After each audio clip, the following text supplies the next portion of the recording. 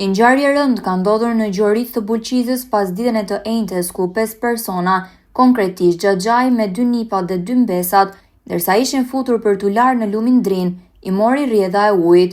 Si pasojë humbi jetën një vajzë 7 vjeçare, trupi i së cilës u gjet këtë të premte, ndërsa shpëtuan 4 personat e tjerë.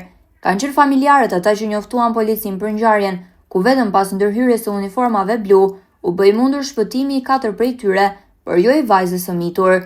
Paraprakisht dyshohet se ndërsa 4 anëtarët e së njëjtës familje po laheshin, u hapën portat e hidrocentralit në Dibër të Madhe e përpasoj u shtuan prurjet e lumit. Në pamundësi për të dalë, vogëlushja 7 vjeçare u mbyt. Lidhur me rastin, një grup hetimor po punon për sqarimin e plotë të rrethanave të ngjarjes.